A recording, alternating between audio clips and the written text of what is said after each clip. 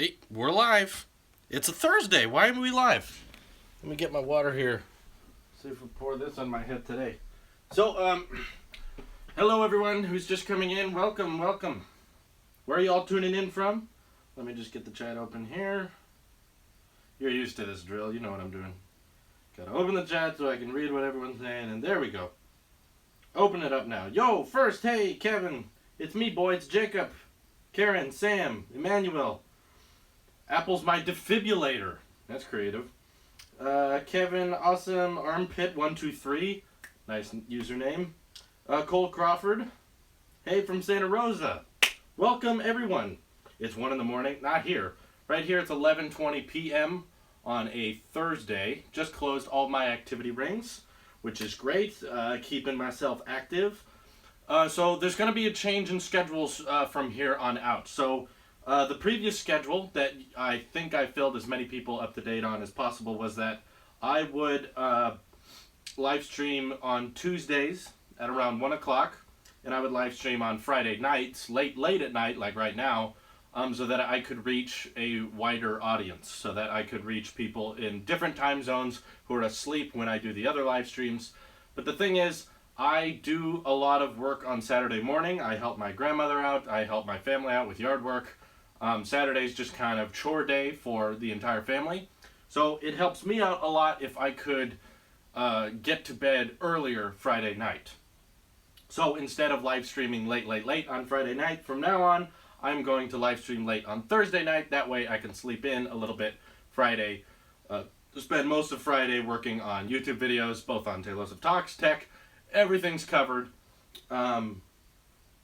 But yeah, we'll get into questions here in just a second.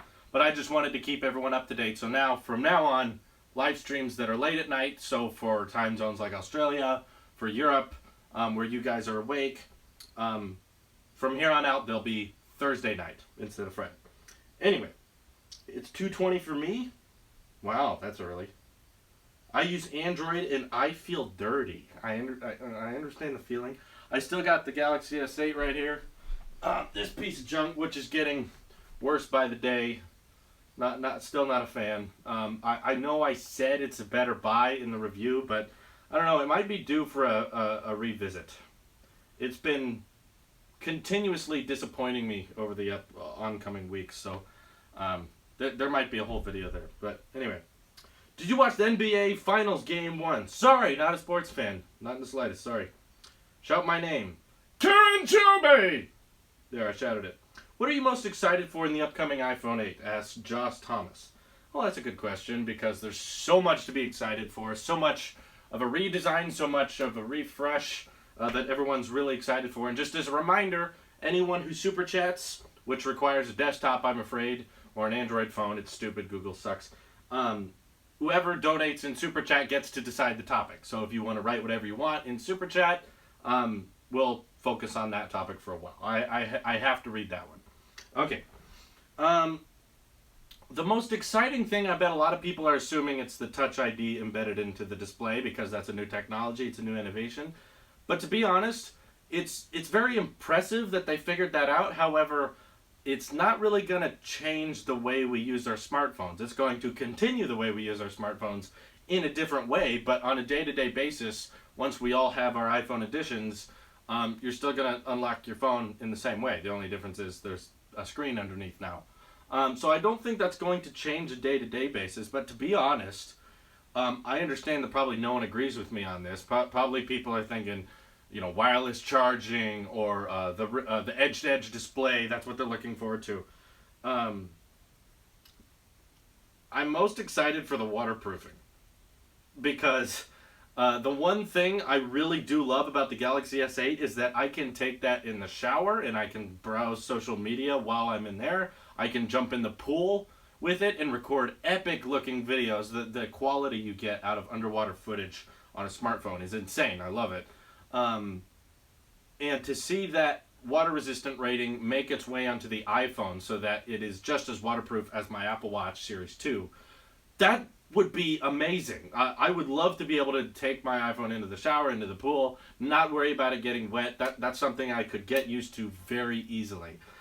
That's something that's going to change the way I use my phone, because right now I wear my watch in the shower, but I go swimming in the rivers, and when I go on trips in the ocean, in my pool, I wear the Apple Watch to that, but I always have to leave the phone inside. And I think it'll be really exciting for a time when you can just jump in with it and not have to worry about your tech getting ruined.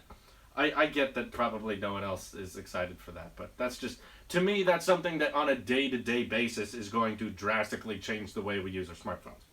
Anyway, I'm worried you're spending too much of your income on updating your tech every year. Spend some money on a vacation or something nice with your girlfriend. It'll bring you more happiness to your life.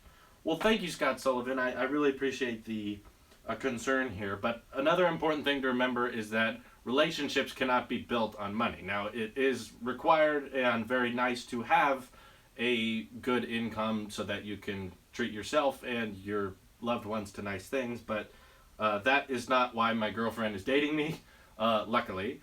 She's not in it for the money, definitely, and she's also very focused on work, and we're trying to make sure things are very evenly split so that I'm not giving all my money and she's not giving all hers. She lives about 30 minutes away, and we're having to schedule who drives to who on different days of the week so that not one of us spends too much on gas. So we're just trying to keep everything well balanced. But I appreciate the concern. It's very thoughtful of you. And my income, which is another reason I like to keep that secret. Now, those of you who watch the live streams and can see how much people donate in Super Chat can kind of deduct how much I get, at least from live streaming, which is definitely not the primary source of income. But I don't want to announce to the world how much I make on YouTube videos, because I don't want people managing my budget for me and saying, you know, you should spend this much money on this and this much money on this. You may be right and you may have some good points, but at the end of the day, I just want to remind everyone it's my money, and I'm pretty smart with money. I've been able to afford all of these incredibly nice things because I'm very smart with how I spend my money. So I'm gonna stay in control of that. But I do really appreciate. I know it comes from a good part of the heart. Ariel Gallego says, will there be an Apple Pencil reboot? There's currently no rumors for it, but again, all I would be interested in, both with the Apple Pencil and AirPods, isn't necessarily a reboot, but more of diversity. I would love to see more colors with the Apple Pencil. Just a black one, honestly, would be great.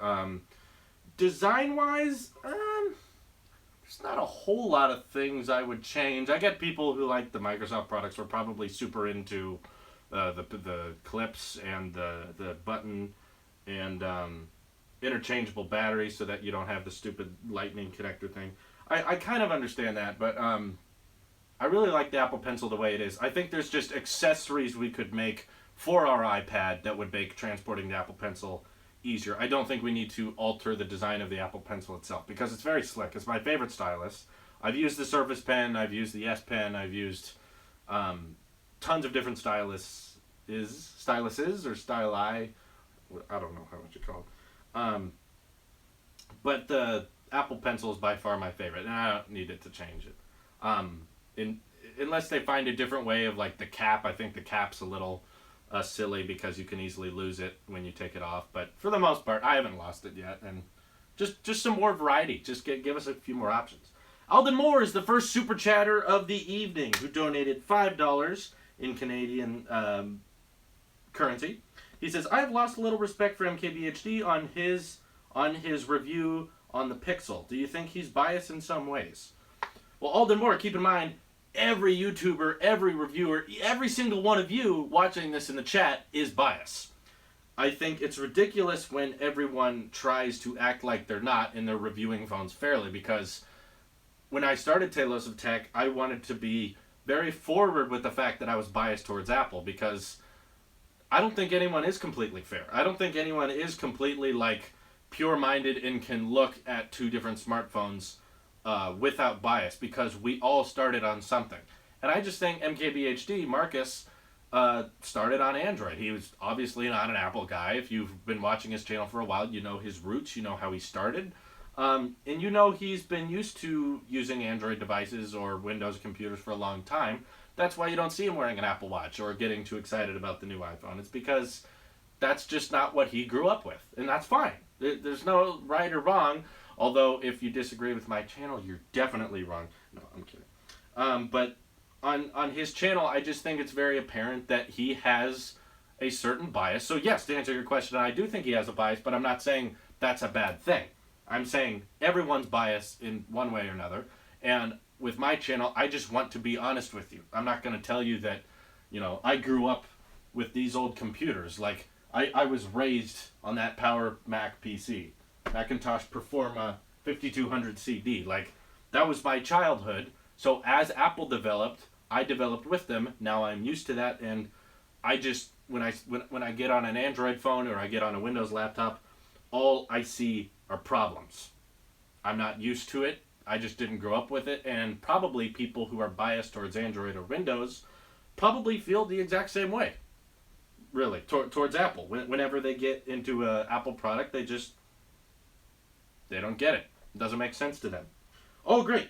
Xbox Gorilla donated $5 in Super Chat. Thank you very much. Says, what was your first Apple product? It's funny you should ask that because... Oh, well, no, that wasn't my first Apple product. It's kind of messy because I was given hand-me-down Apple products at first, like, because my dad was an Apple sheep too.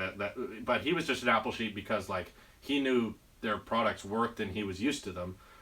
So in our family, he was accustomed to that. He didn't like spending money on PCs because every time he used a PC, it would break down, and he hated Windows 95 and stuff like that. So he would get a new laptop for school. He would get an iBook, and I would get his old iBook. And he would be like, well, I don't use this anymore, so if you want something to work on school with, that old excuse, I'm going to work on essays and PowerPoint. And we really just wanted to play games. He gave me his iBook, and that was sort of my first Apple product, even though it wasn't brand new. I didn't pay for it. It was hand-me-down. It was very dated, even for that time. It was a long time ago, but even at that time, it was a very outdated Apple product. Wasn't that good. But I played Demo Rising and Automatic, and I did write a lot of scripts and journal entries. Like, that iBook is somewhere. I have no clue where it ended up. I think it ended up back in his classroom. But I was just fascinated with the fact that I could type. That was cool to me because I didn't have a computer before that I could type on. But if we want to talk about first purchased, saved up my money, and bought one, it would be the iPod Nano 4th generation. So a lot of people would probably call me the iPod hater because every time someone asks, is there going to be an iPod 7? Is there going to be another one of these? I'm like, no. They're going to discontinue them. They're dead any second. It's not because I never owned an iPod and I hate them. I owned several iPods in my life. I have a whole collection of them down here. I've got Nano 3G, Nano... Here. Well, because you super chatted this question, I can talk about it a little longer. Give me a second. I've got all kinds of Apple memorabilia. I got the iPod Classic. This is the 160 gig version. I've got the iPod Nano 5th generation. This one had the camera on the back. iPod Shuffle for a while. I've got the iPod Nano 6th gen. I used this as my watch for a long time. In high school, I actually wore this before the Apple Watch came out. This was the closest thing to an Apple Watch you could get. It actually has watch faces, so I had that for a while. This was my sister's, actually, so I never had an iPod Shuffle 2G. She had her name etched in on the back. And an iPod Nano 3rd generation, black, 8 gigabytes. And I used to have, my first iOS device was an iPod Touch, which the 4th gen, which is a classic. I think everyone almost had one of these at some point in their life. So that's kind of my Apple collection. The first iPhone I ever owned was an iPhone 5, 64 gig. And I didn't have a smartphone until way into high school. So I didn't have a flip phone. I didn't have Blackberries or anything like that. I was too young. I'm still too young for that generation. So my first phone ever, I didn't even have an off-contract, pusher button phone. I don't know what you call them. Dumb phone. I never had one of those. I just went directly from iPod Touch 4th gen to iPhone 5, and I was very happy with it. Alden Moore, again, with Canadian $5 says, I get that, but considering the drawbacks the phone has, Android versus Android. In my opinion, there are much better Android phones versus the Pixel. Good night. Well, thank you again for your second donation, Alden Moore. And to get back on that topic with MKBHD, you're definitely right. I wasn't trying to say that the Pixel is a good phone, because I've made it apparent on this channel that it's a complete joke and I have no idea why anyone would like it. I disagree with Marcus on most things, in fact. Most of his videos I watch are mainly for me comparing myself to him, to see this is what flagship tech YouTubers are working on, and here's me. And I just kind of look at what the pros do. I think every YouTuber should do that. They should admire and study what the professionals do that works, and just pay close attention to what actually is successful. So I do that, and I'm not really a fan of Austin Evans or Marcus or Jonathan Morrison, or everything Apple Pro. I don't really like any of them. I just watch them because I want to see what the rest of the industry works on. Anyway, so if I had to pick an Android phone, it would be the Galaxy S8. So I still don't know why when the Galaxy S8 comes out, everyone compares it to the iPhone and says, wow, look how dated the iPhone is. Doesn't it make it look old? And I'm like, why are you blaming the iPhone? Look at the Pixel. Look at the comparison between the S8 and the Google Pixel. That's an even bigger joke. Anyway, Scott Sullivan, $5 super chat. Thank you very much. Says, I've been watching since you had under 10,000 subs. Anyway, remember when there were rumors of an Apple branded TV monitor? Might that still happen? Scott, yeah. There's I think when they announced that Apple was working on the new Mac Pro in 2018. So this is still a long ways away, but they said they're working on a modular design for the Mac Pro, so it would be more upgradable, which of course, it's unlike Apple, but I'm not against it. That sounds great. One of the rumors announced with that Mac Pro leak was that they were going to go back into the monitor business, which is a big surprise because Apple, I thought, and they kind of told everyone that they were stepping out of it. They were going to let LG take the wheel of making their external monitors for their MacBook Pros and stuff like that. And of course the Mac Pro. But now the rumor is that, that they're working on a whole new Apple branded display that'll likely be all USB-C and all 5K, 60 FPS, great quality, superb Apple, minimal bezels hopefully.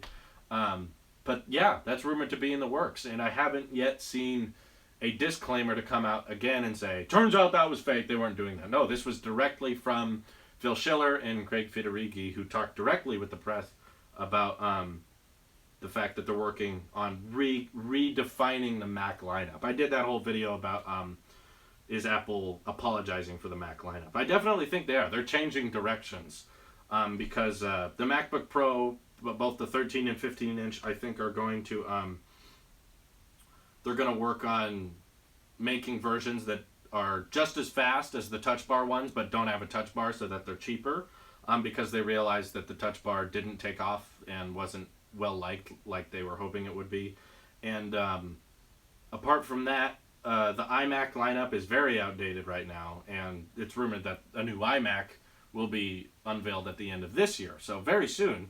And to be honest, I partitioned my hard drive on my MacBook Pro recently, and I put Windows 10 on it just to see how well, I hate Windows, but I wanted to see how well games could run on it. So I put BF4 on there, I put a bunch of my Steam games on there, like Zombie Army Trilogy, and a half dozen others. I can't remember all the names of them off the top of my head, but I wanted to see, like, if I wanted to game on my MacBook Pro, what would it look like? Because MacBooks are notorious for being crappy gaming PCs. But it handled everything pretty well. Like, I could handle just about any game I threw at it, under the right conditions, of course. But at the end of the day, it was like, hey, it can actually withstand all this stuff. But it's apparent that users want more specs, even though these things are incredibly fast and powerful. At the end of the day, the bottom line MacBook Pro I could afford was the 256 gigabyte version. Money wise, I could just not save anymore. I had saved a lot, and I didn't want to go over my budget even further, so I stuck with 256. Now I'm doing so many different channels on there. I'm doing Tailosive movie reviews, I'm doing Tailosive gaming, I'm doing Tailosive talks for Hello World, I'm doing Tailosive tech every day now, and I want to get back into making comedy sketches and short films on the Tailosive main channel. And to do that, you need so much storage space, and 256 is definitely not enough to cut it. I have to offload it every day. So I'm thinking about getting the end of the year iMac, the 2017 one that's going to come out in December or November. I'm thinking about saving for that. If this channel continues to grow the way it is, and you guys continue your support just by watching, or of course what's even better is Super Chat, that's direct support to your creators. That's incredibly helpful.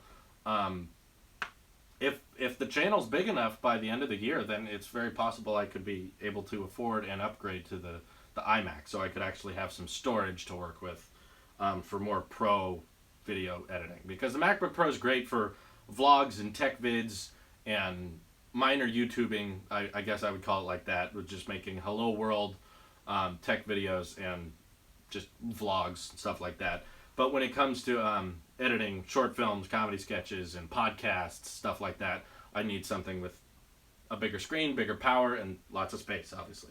Do you still have unlimited Google Photos you got from the Google Pixel? That's a great question. I'm trying to figure that out. You know, it wouldn't be that hard to figure out, but I'm not going to be able to do it right now, unfortunately, because what I have to do to figure out is if I have, like, true backup resolution on Google Photos was if I have to record a video in 4K on my iPhone, back it up to Google Photos, and see if I can download it onto my MacBook at the same resolution. And I don't shoot videos at 4K, I shoot them at 1080 at 60 anyway. So I unfortunately can't do that for you right now, because if I start uploading stuff or downloading stuff, the live stream quality is going to go even lower than it already is, and it's already pretty bad, and I don't want to make things worse for you. But that's a great question. I was wondering that about myself. But stay up to date with my Twitter and Instagram, and as soon as I test that for you, I will definitely let everyone know. If you can turn on a Google Pixel once, log into your Gmail account, and then you instantly get unlimited backup on Google Photos with, you know, full resolution. And even if you send back the Pixel, you still get that on your other devices. I'm not sure how it works. But I bet you could Google it and people would probably tell you. Okay. Cool. I'm caught up with the Super Chats. Thank you, guys. Tim Cook says that touchscreens aren't supposed to be vertical, yet the iPad Pro requires you to touch the screen vertically when using the smart keyboard. Thoughts? Yeah, Vishwa, Neelakandan. I'm going to just call you Vishwa. I do think that the smart keyboard's a little hypocritical, personally, and that's why you don't see me using one, is because I feel like the smart keyboard isn't really built for iOS. It's really just for people who want physical feedback when they're typing on their tablets. And on a MacBook, keyboards are a tad more optimized and customizable for a desktop OS. But the main difference between an iPad Pro with a smart keyboard and a MacBook with a touchscreen is that Mac OS and MacBooks are designed for the mouse, which is the trackpad. It's a totally different operating system when you have a point and click, which is what the iPad obviously doesn't have. Since the iPad doesn't have mouse support, and I have no need for it to, and I don't think Apple ever has plans on putting the mouse on an iPad. iOS is designed for touch. They changed drastically the way an operating system works so that you can tap it with your finger. And the apps on iOS work drastically different from a Mac because you can start the pointer anywhere on the screen, whereas a mouse, you have to drag to where you want to go. And that allows for more precision, which means that on desktops you can typically have a lot more customization. That's why you get like Adobe Premiere, Adobe After Effects, programs like that work great with a point and click mouse. But on an iPad, you can touch anywhere on the screen. However, you can't be as precise because your finger is kind of wobbly. It's kind of fleshy. It kind of moves around very easily. So when you're tapping on an iPad, you can't be as specific as you can be with a mouse point and click. which means just that the OS itself has to be drastically different, and that's why I think the smart keyboard, yeah, it is a little hypocritical, but they don't have the trackpad. They're not bringing it to that, and I think that's the primary reason Apple doesn't want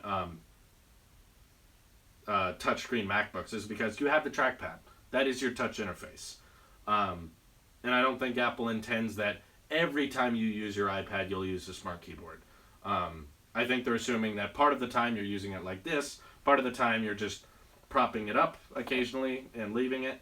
And they're assuming that on your MacBook Pro, there's no accelerometer in a MacBook Pro. You use it in one orientation. iPad's infinite orientations, and all the apps are designed to do work in different ways and methods. But anyway. Man, everyone's using the caps lock. Jeez. Do you have hope for WWDC? Yeah, Carson, it's going to be fun. It's going to be quite a large keynote. And the reason, guys, I'm not talking about it very much is because I'm trying to not stretch out this time between WWDC. Obviously, I'm very excited for it. I don't want to see everything, but when you count down the days and you count down the hours, it just stretches out and it takes forever to get there. I'm trying to just kind of push all that off. Anyway, Xbox Gorilla donated again $5 in Super Chat. Thank you, says. Do you think Apple will make a DeX dock like Samsung? Oh, and for the strange people in the chat, $100, I'll take my shirt off. There you go. I saw a patent recently that you could, well, not recently, it was a while ago. I think I did a video on it about dropping the iPhone into a MacBook so that you could use the iPhone's touchscreen like a trackpad, and you would have like the external monitor, the dedicated GPU, like built into the MacBook itself, and the iPhone would have like the primary processor, the RAM and stuff. But that's not really what DeX is, though. DeX is more of a, well, I think it wirelessly charges, but also accesses power through the USB-C port on the Galaxy S8. And I haven't been tempted by DeX. Every video and demo I've saw about it has been like uninteresting, and it's like DeX is just using your phone on such a blown up screen that I don't get it. I don't honestly see the appeal. But oh my God, S. McKee, I didn't think you guys would do that. Yay, shirtlessness. No, I didn't say shirtlessness. I said I would take my shirt off. S. McKee, jeez. Okay, I said $100. I would take my shirt off. Okay, here we go.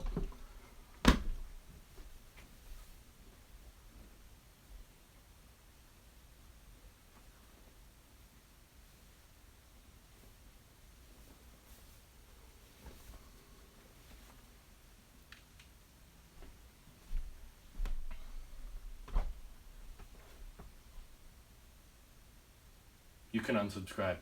I don't care. So, if you're interested in the 10.5-inch iPad, I've been thinking more and more about it. About how, like, I would like to have an iPad that is slightly larger than the 9.7. Like, I'd be okay with that, because this and having a MacBook Pro is a little bit redundant, because both displays are very large, and they do take a little bit of, like, they take two hands to use, where I want kind of a tablet again where I can just use one hand. It's a little bit bigger than my iPhone, but it's not quite a laptop. I would be okay with that. So I just need one extra feature. Like I've said this before. I really would love to see just either it come in matte black just so it could match my iPhone 7. It could be IP67 or 68 water resistance, Bluetooth 5.0. Maybe have the camera bulge not be so noticeable. Just kind of round it off, just like it is on the iPhone 7. I just need one extra feature. That's all I'm saying. Okay? Mentioned me, says Swag Sausage. I waste the guy's money. Look, guys, we know the rules of Super Chat. and I talked very specifically about my opinions on stripping and super chatting to get people to strip. It's not okay. And I thought I was very clear about that. And it disturbs me that after such a massive donation, because it's the same guy again, donating large amounts of money for me to strip, this should be a lesson for you. I want this to go for that guy, S. McGee. I want this to go to everyone, to know that you can't donate money to my channel and expect me to show parts of my body. This is family friendly. We're here to talk about tech. If I took my shirt off, I would lose half my audience, and I would get massive amounts of disrespect from my fans who just want this to be a fun, safe place to talk about tech. Okay? I was intentionally pissing you off, because I can do that. Anyway, if iPods get discontinued this year, how long before iPads are discontinued? I really hope iPads aren't discontinued. To be honest, because it's kind of Microsoft's fault. Microsoft has really made tablets that are just laptops, because you connect the keyboard and the trackpad, and then you just have a laptop that doesn't really have a hinge, which is frustrating to me, because now the Surface Pros have the highest customer satisfaction. So everyone says they're higher ranked than the iPads on customer satisfaction. Well, it's because they're not really tablets. They have touchscreens, but they're more touchscreen laptops than they are actually laptops. That's what's so frustrating, because now all these app developers don't need to optimize their apps for tablet mode anymore, or a touch interface, because they know, well, they can just put it on Windows the same way, and you can still use it on a Surface Pro. What's the big deal? So, but what I really think could be a game changer, and no software developer is really taking advantage of this, if we could optimize professional apps for a touch interface, which certain app developers are doing, like Over. Over is a great photo editing app that lets you edit pictures and video, not video, sorry, just pictures, but in a Photoshop sense. You can mask, you can have layers, you can change opacity, and it works great with the Apple Pencil, and they update it all the time. And I use that for every single one of my video thumbnails, both on Tailosive Talks and Tailosive Tech. All of that is fantastic, and they're just kind of alone in that. There's no video editor app there that I've tried. There's a couple of video editing companies that have made pretty professional video editing apps for iPad, but they're more expensive, of course, and I'm okay with that. But I need to take the time to try them out and see if I can actually get a similar experience that I can get from Final Cut Pro that I could get on my iPad. Because I feel like the hardware is there. These processors are getting very, very powerful, and the display is very, very capable. Can't get over a simple burn, huh? Jeez. No, like I said, okay. I really want to just talk about technology, guys. But what I was trying to make a point with earlier with S. McGee is that if you want to donate money to do stupid stuff like make me take off clothes or do crazy things, I want to send a message that that's not going to happen and you're wasting your money. So stop trying. If that's your intention with this channel, is to get me to expose myself or just be weird in general, just to be a creepy channel, please leave. Please unsubscribe. I have plenty of subscribers that are just here for entertainment and information. I want those guys. I don't need more weirdos. Anyway, Scott was saying $200 and you put your socks on your hands for the rest of the stream. Yes. Okay. That's a deal, and that won't be a prank. That's fine. I'll do it. Big Time Apple Sheep, which is a awesome channel who kind of stole my tagline, but I've actually considered removing my tagline from my YouTube channel now, because I want you to have your own YouTube channel. It's a cool name, but I can change it. What do you least like about Apple? Which is a great question. I've got it a couple times before, but I have to say it's naming and coloring. the naming for Apple products makes no sense anymore. They keep mixing things up like MacBook and MacBook Air and MacBook Pro. And then we had iPad, iPad Pro, and iPad Mini. And now we just have iPad Pro 9.7, iPad Pro 12.9, and iPad Mini 4, and also iPad, just iPad. So everything's really confusing, and I think they could really work better on, how they designed the layout of all their hardware devices. Like, I don't know how you could do it better, but I've heard several people pitch it to me. I read your comments in my YouTube videos, believe it or not, I do. I don't respond to all of them, but I read quite a bit of them, and some people are saying, like, call the iPhone SE the iPhone Mini, call the Plus models the iPhone Pros, and just call the regular versions their number, iPhone 7. So you have iPhone 7, iPhone 7 Pro, and iPhone 7 Mini, and that's the 4-inch iPhones. And then when it comes to iPads, you have iPad. You could have iPad Air, iPad Pro, that's the big one, and iPad Mini. Just have the 3 different sizes. And then with the MacBooks, you could do something similar again. You could just have regular MacBook, and then the models of MacBook with the extra USB-C ports and the extra processing power. Those are the MacBook Pros. Like the regular MacBook Pro we have right now that just has function keys, consider that the regular MacBook, and then the 12-inch MacBook we have right now, call that the MacBook Air. This just not... They're not organizing these things. Like, they make them match certain products, but for different years. Like, we keep putting headphone jacks on devices when we've already removed it from the iPhone. So Apple, I think, if you're trying to convince people to stop using the headphone jack on the iPhone 7, don't let it be an option on the iPad, because the 10.5-inch iPad that's coming out at WWDC, that's going to have the headphone jack. The leaks and cases and rumors are saying it will, which is like, oh, great. Well, now that's still an option. And, of course, they're putting it on the new MacBook Pros. And they're refreshing the MacBook Pros at the next keynote. Yes, I see those chats. Yes, they're refreshing them. They're not that major. But they're keeping the headphone jack on them. So it's like, Apple, just pick your fight. And then they ship the iPhone 7s with Lightning to USB-A cables when they're removing USB-A on so many of their devices. That's so... It doesn't make sense to me. Same with colors. If you're going to add a new color of iPhone, they should add that color to all of their products. If you're going to add matte black, bring it to the iPad, bring it to the MacBook, bring it to AirPods, but just make a uniform ecosystem, because Apple, you're the one company that can have such a uniform dome like you have, where everything works together and everything is seamless. So just make the ports seamless, like USB-C on everything, no headphone jack on anything, just in colors, of course, match it all, so that Apple could plan a little harder, is what I'm saying. It's like, just anticipate what your products are going to look like at one time. Anyway. Hey Tailosive, did you see my screenshot from the last stream? It was a top comment on one of your last videos. Yes, I did. I do.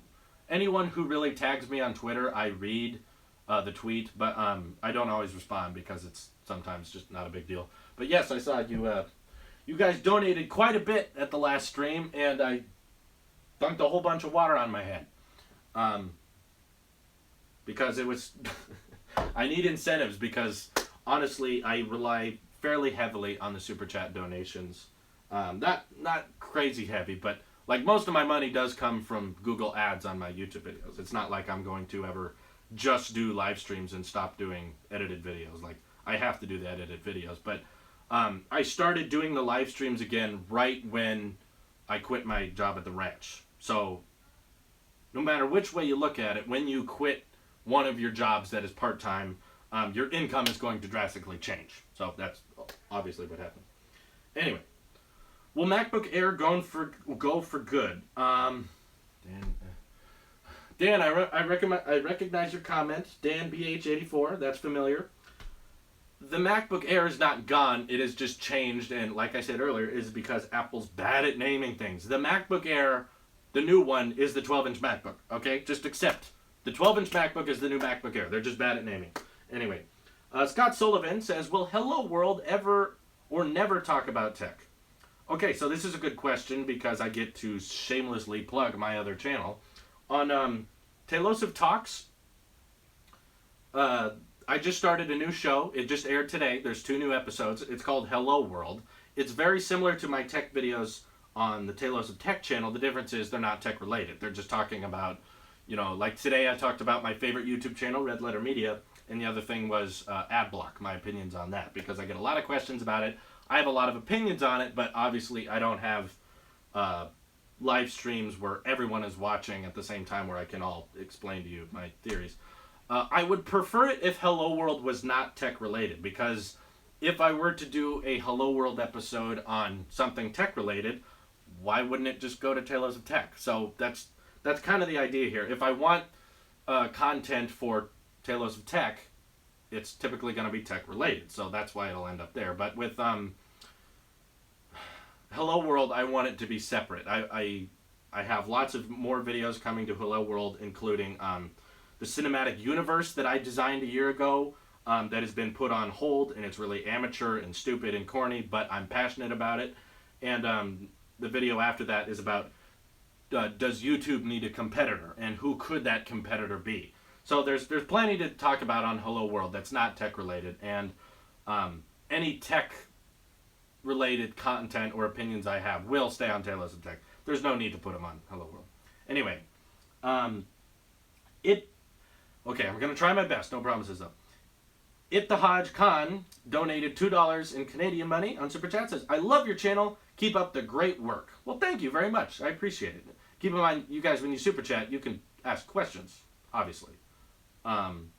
You don't have to just say thank you. I appreciate that, and I assume that when you donate in Super Chat, you're by default saying that you like me and support the channel. So I appreciate that.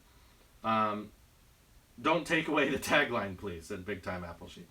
I'm glad I found that again. But no, I don't want people to get confused when they're searching. When people search Apple Sheep on YouTube, they find me immediately. And you're a growing channel, and I don't want to treat anyone like they're a channel that could not be something, because Tailosive Tech, for its first year, had 0 views. The first year I was making videos on Tailosive Tech, I think I leveled out at about 30 subscribers, and it stayed at 30 for several months, and got to like 35 after 6 months. Not many subscribers at all, and each video literally got 0 views. I was a bad filmmaker, so I understood why they didn't get many views, but what I want to encourage, because I'm seeing a lot of them, I'm seeing a lot of young tech YouTubers, just like myself, making tech videos now on a daily basis. I want to encourage all of you, keep going. Don't worry that there's not a whole lot of subscribers yet. Don't worry that you're not getting thousands of views. Those come in time. I definitely didn't think I would ever get there.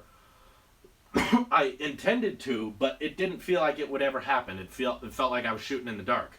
And I bet channels like Perspective and Big Time Apple Sheep, channels I watch that are very amateur and very young right now, they're probably feeling like they're not going to be big and they're not going to grow anywhere. And there's going to be other things in life that you want to focus on.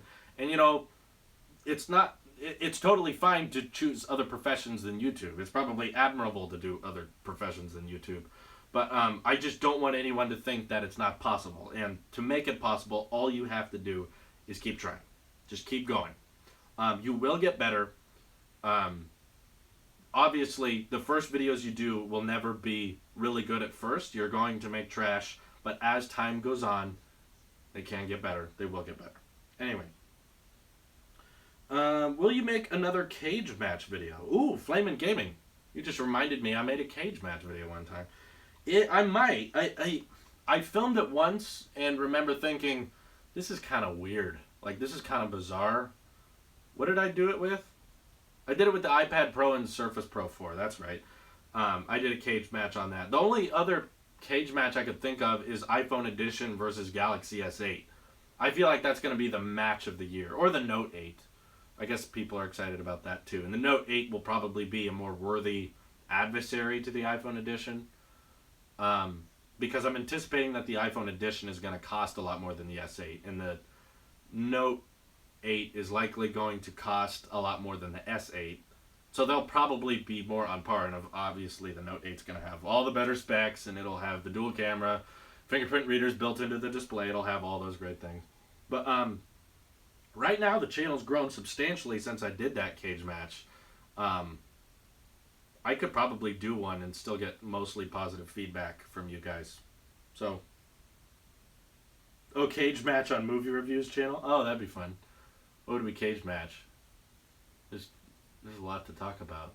But that's regardless. For those who don't know, me and my friend Dan have been hard at work. Primarily Dan, not much me over there. But on Tailosive movie reviews, there should be very quickly a Wonder Woman experience video, because before I started this live stream, I saw the earliest possible premiere of Wonder Woman. Pretty good movie for DC. Like, DC has been mostly crappy recently, but Wonder Woman's quite a comeback. So if you're interested in movie talk, TV show talk, all that kind of stuff, talking about Marvel, DC, Star Wars, all the big fandoms for movie reviews, please check it out, because content's coming there daily now. So if you want more of me, watch Dan Drew. Anyway, Caitlin Kiefer, Super Chat. Thank you. $2 donation said, what are your thoughts of jailbreaking? So I've talked about this many, many times, so I feel like I might have to make a tech video about it now, because I always get this question. So thank you for your donation, first of all. But jailbreaking is good for those who want customization on iOS. I'm just saying that I think one of the core reasons I prefer iOS is because everything just works and everything feels natural and seamless.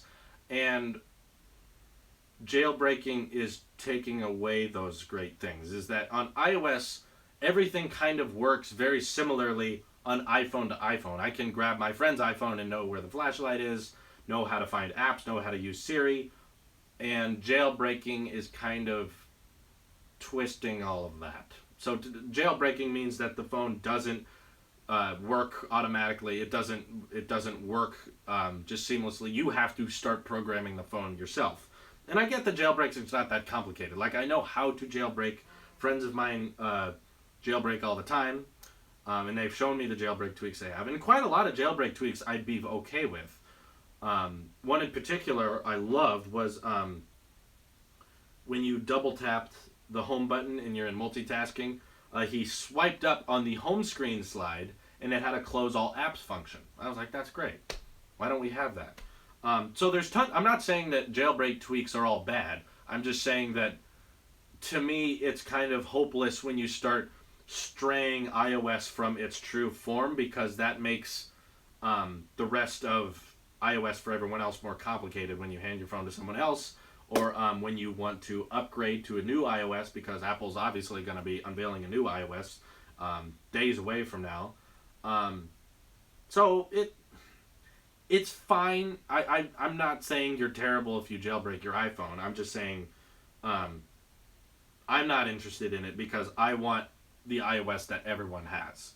Because I want everyone to be using a operating system that's customizable but fairly similar, so that we don't confuse each other when we hand our phones back and forth. That's kind of the whole point with Apple, is that everything makes sense. Apple has tested every single feature in iOS to perfection and said, this is the best way to do it. This is how we're going to make all of our iPhones work. And, iOS user market is like 60-80%. Like, most iPhone users are running iOS 10. And we don't see that with Android. So it makes sense to me that we kind of keep our similar operating systems together. And Jailbreak just kind of tweaks all of that. Now, to be fair, like I said, I've seen tons of jailbreak tweaks that I love, that I wish would make it onto the flagship. It's just, I'm kind of against me having a specialized, completely unique operating system that's different from everyone else's iOS, because then downloading apps becomes confusing, installing software becomes hazy, upgrading your devices. It's really easy to get lost in there. And the great thing about iOS is that it just works really easily. Anyway, please tell us how underscreen Touch ID will work with a screen protector. Ah, that's right. I just remembered. You guys watching this live stream probably didn't watch the last one. We talked a lot about the screen protectors on Touch ID on the last live stream. So, sorry, I just got distracted with the chat. You guys type a lot. Everyone's just going the caps lock and then emojis. But anyway, I think, like I said last live stream, I don't necessarily understand how Touch ID under the display works, but logical thinking on my end says that if you can put a fingerprint reader underneath pixels in glass, that means that it's transparent, right? So putting a screen protector over the top of a fingerprint reader, doesn't that mean that it would still see it just fine because it's looking through glass to begin with? But then the contrary to that is that when you scratch or ding up your screen protector, wouldn't that affect the visual of the fingerprint reader? So like it would work at first when your fingerprint reader is unscathed, but when this when the screen protector collects scratches and dings over time, then it won't be able to read your fingerprint. Maybe something like that'll happen, but then again, there are certain people in the live chat who, last live stream, who mentioned that no, that doesn't make it a big difference. But regardless, I think that I think that they'll just leave a hole in most screen protectors anyway, because I don't think screen protectors right now go on top of your home button. So I'm just going to assume they're not going to change that. They're just going to say on the iPhone edition, here's your screen protector. Also, it has a hole where the home button is. That's how I think it'll work. How do you think Apple will release iOS 11 without giving away too much about the iPhone edition? The Aiden Eslinger company. Well, keep in mind, guys, when you're typing in caps lock, more important than typing in all caps, just make sure you spell everything right and that your comment makes sense. The thing about the iPhone giving away things about the iPhone edition is it's too late. We know everything about it. We know exactly what it looks like. We know what features it's going to have. We know the specifications. We know the exact dimensions. We know what the cases look like. We know the camera alignment. We know where the sensors are on the front. We know how big the display is, what it's made out of, where the fingerprint reader is. We know so much about it already. I don't think Apple's concerned about that anymore. I don't think Apple's worried about iOS 11 spoiling so much about the iPhone edition because, honestly, there's no more secrets. We know everything about the iPhone edition right now. We're just going to watch the keynote to confirm everything we already know. There's really only like 4 things we won't know until launch day, but for the most part, we know just about everything about the iPhone edition. I think the big thing you're probably thinking about is dark mode, which I would love to see on iOS 11, and I think that's likely. I think that would be a noticeable upgrade for iOS, and I would use it all the time. I don't even care if it saves my battery, but of course, dark mode would be perfected on the iPhone edition because that would what do you call it? Save battery life, because they could have pixels off and stuff like that. Anyway, do you still use the Apple case on your iPhone 7 Plus? Alejandro, I did for a while, but I'm not right now because when I live streamed live live episodes from Tailosive Talks, when I would live stream, the phone would overheat because the case doesn't let it insulate very well. I just wish Apple would make cases like this again, because this lets the phone breathe a little bit, because when you're live streaming, your phone gets really hot. Like right now, I'm live streaming on my iPhone 7, and the phone gets very, very hot, and when you have the case on it, it just contains all that heat, and then you can't live stream. So I really just tried out that case, but I haven't been loving it to the point where I feel like I have to wear it. It's right over here. I've been thinking about giving it away because everyone asks for giveaways, but I'm kind of confused on how they work, and I don't know of a good way to randomly select people and how I'd give it away effectively, but I don't know what I'm going to do with it yet. I haven't decided if I'm giving it away, but anyway.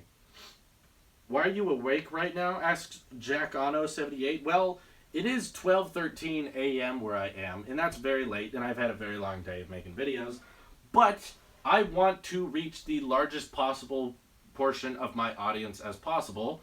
That's why I live stream on Tuesdays at 1 p.m. so that I can get most of the Americas, because I have fans all over the world, and I want to get as many of you as possible into a live stream so you can interact with me. And I get that when I live stream on Tuesdays at 1, a whole half of the world is asleep or at work or whatever. So I try to live stream it 2 times a week, Tuesdays and Thursdays now. And Thursdays I start the live stream really, really late because I want to catch people in Australia and in Europe who are awake at that point. That way you guys can interact with me in that regard. Anyway, get this, I'm from Iraq. Well, I'm glad I could reach you. I'm happy to get you that way. The buffer is strong. Oh no. Lots of love from Greece. Huge fan. Keep up the good work. Awesome. I'm glad I could reach you, Doge Cool. Thoughts on India. You got a lot of people. That's my thoughts on it. I'm from Jamaica. Congratulations. Romania. 2:14 a.m. Central Time Zone. Yeah, and then of course there's still a bunch of you from the Americas that still watch these live streams, and I'm like, wow. That's you guys are committed. Florida. Wow, thank you for all letting me know where you're from. I appreciate that. Greetings from Singapore, Las Vegas, Colorado. There's a question. Jeffrey George says, when will Apple add launchers and other customization options? Jeffrey, I don't think Apple's anti-customization.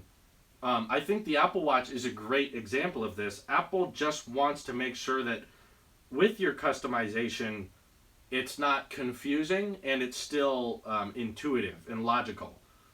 The Apple Watch has so many different complications, so many different ways to read the time, read your activity, read your data tracking, all that kind of stuff. There's so many different ways to do it, but all of them kind of still follow a similar method of being intuitive and easy to understand. So that's what I think Apple wants to do with customization on iOS is they don't want to make it open source because then they know that third parties are going to screw with it and make an operating system that's hard to use and confusing. So that's why I don't think you're going to see the kind of open source customization like you see on Android. You're just going to see more customization on iOS, but more like it is on the Apple Watch, where you can tinker and change things, but it's all in-house. Apple designs all of that. They're in control of all of it, which may seem like limiting because you don't have more options, but what I do think it is Apple making sure things are perfect. They want to perfect everything so that everything is optimized, both hardware and software. Anyway. Oh boy, here goes caps lock again. Please consider a Hackintosh instead of an iMac. I actually built one and it's way easier to upgrade and you can add more storage whenever you need. You're good with tech and it's quite easy. Dolt on your PC first. Well, Bavik, I have done a Hackintosh. I guess a lot of you people are new to this channel. I had a gaming PC for a year. I switched to Windows because I wanted good specs, just like all PC fans. And I didn't care much for Windows, so I walked the walk. I followed the instructions. I think at the time the OS was Mavericks. I was putting OS 10 Mavericks on my PC. I know the process of making a Hackintosh. I'm not a fan. The beautiful thing about a Mac is that it all just works and it lasts for a while because all of the hardware and software is built for each other. With the Hackintosh, you're trying to trick the computer into thinking it's a Mac in so many different ways. You got to install the drivers, you got to get the plugins for the different graphics cards and processors you have. You got to trick it into thinking it's this. Then audio doesn't work. Then internet doesn't work. You got to find the right drivers. I go online. I look it up. Oh, here's the drivers I get. I install them. Nothing happens. I restart it. Nothing happens. I spent hours. I spent days trying to get my specific PC rig to run Macintosh, and I said, this isn't what macOS is supposed to be. macOS is supposed to, you pull it out of the box, you plug it in, you turn it on, and it's ready. That's the great thing about a Mac. With Hackintosh, I understand that when you work really hard at it and you have all the right setups and all the right plugins and all the right software, you can make it work. But once you want to update your software, once you want to add different programs, it's going to cause more problems down the road. And when you want to upgrade stuff, you got to know what you're doing. I'm sure that I could make an operational Hackintosh. I worked for several days on mine. And I was sure that, if I put in the time and if I kept going with this Hackintosh, I would have made it work. It was just, that's not how I wanted my Mac experience to be. I love things like AirDrop and continuity, and my specific PC wasn't letting that happen. There are certain custom-built PCs that would let you do that, of course, but not mine. I was going to have to drastically change the internals and externals of the PC I had at the time, and it just defeats the purpose of having a Mac. It's similar to my opinions on Jailbreak. It's great, but it defeats kind of the idea of having the one seamless operating system. Hardware, software, optimization. Anyway, that's my opinion on Hackintosh. It's very similar to Jailbreak. I've done it before. Just keep that in mind. Any news for the iPhone 8? Oh, I haven't talked about that for a while. I don't know. I would have seen it. I read the same news you guys do. All I do is hit a button and talk about it. Notice me. Do you personally think AirPods are worth the money? Aiden Emery. Absolutely. Oh my God. I was vlogging with my AirPods just this morning. And I was watching a video in a restaurant with my AirPods in. And because they're so seamless, I totally forgot I had headphones in. I just put my phone away and started walking outside. I didn't even realize headphones were in my ears until I got in my car and saw the side of my head in my rearview mirror. And I was like, oh yeah, I have headphones in, don't I? Because they're so light, they're so high quality though, it's just literally magical that you can have sound in your ears that only you hear, no one else hears, and you don't even feel it. It's almost as if you're not wearing headphones at all. Some people probably don't like that. They want everyone to know they're wearing headphones, but I would pay more for AirPods, to be honest. Like, I would not mind paying a top dollar price if Apple raised the price on them. It made them better. I would probably definitely go for it. I definitely think AirPods are worth the money. Mac with white bezels? No. What's wrong with you? The screen is black when you turn it off. That's why we have black bezels. It just looks like a sheet of glass. How do you get your Apple TV to do that? Well, this is a screensaver mode where it just plays downloaded templates of different slow-mo videos over scenery and stuff, and I like to just have it running during the live stream in case people get bored, but they still want to support the channel, so they leave it running so they can just stare at the TV. Because I do sometimes, too. I just admire it. It's very mesmerizing. I like it a lot. Anyway, do you reckon we will see dark mode? Yeah, I think so. I'd be surprised if we didn't. About your great airdrop video, would you agree the biggest problem with the iPad is just moving a video / movie there to watch later? Just moving a video movie there to watch later. I'm not exactly sure what you mean. I'm curious if you mean like downloaded from iTunes or... I'm not entirely sure what you mean by that, but here's the thing, I don't buy movies anymore, physical or digital. If it's on Netflix or Amazon, I'll watch it. If it's not, I'll watch something else. I'm not too into buying movies anymore because I don't have time. I'm working. I'm doing this all the time. I don't have a lot of free time to watch TV shows or movies. Although I just got back from Wonder Woman. If the big movie's coming out in the theater, typically I'll watch it, but that's about it. Well, guys, it's getting late for me. We're coming up on 1 hour for a live stream, which is our usual. So if there's any last super chatters out there, let me know. Not taking clothes off. Don't fall for S. McGee's trap. You know I'm gonna trick you when you do stuff like that. But if there's any last donations, I'd like to accept them now, and we'll be wrapping it up pretty shortly. Is it worth it to pony up for a Mac just for basic things like video watching, or could I get by on an iPad Pro? I already have an iMac and want something portable. Well, if you're talking portable, and yeah, if you're talking just consuming media, you're not doing much video editing, photo editing, even if you are doing photo editing, I think you could get by with an iPad just fine. iPads are great. I love mine. I still use mine on a daily basis, but it's definitely more of a consumer piece of technology more than it is a professional. And I want that to change. I talk about all the time how I want apps and software to be more professional on a touch interface like this. And I'm not talking Surface Pro. I'm talking just touch interface, no mouse. I'd like to see that happen. But as of right now, the iPads are still very fast. Don't buy one right now. Wait for WWDC, obviously. But it would be great to see just these actually capable of doing everything a MacBook can do. And even if that means making an iPad $1,500, I'm okay with it. I would be curious in trying to move my professional workplace environment from, instead of having a laptop everywhere I go, doing everything on a touch interface. Even if that's not cheaper, because I think a lot of the reason people go for a tablet or an iPad is because they're cheaper. If they need to make an iPad that can run Final Cut Pro and can run Adobe apps like Premiere, if they want an iPad to do that and they need to charge $1,500 for it, I'd like to try. I honestly would. I would like to see what it's capable of and how they would redesign apps to fit a standalone touch interface. I'd be curious. So, and to answer your question about should you get an iPad if you want something portable and it's just video watching, definitely. You do not need a MacBook for just video watching. It's too much money. That's what my sister does. She's in a room right now watching Netflix on a MacBook Air. That thing costs $1,000, but an iPad could have done the same thing. And she has an iPad. Yeah, Scott Sullivan's got a good point. Everyone go to Tailosive Movie Reviews. We did a Wonder Woman experience video where we talk about the new Wonder Woman movie. Spoilers, but if you want more content, that's what it'll be.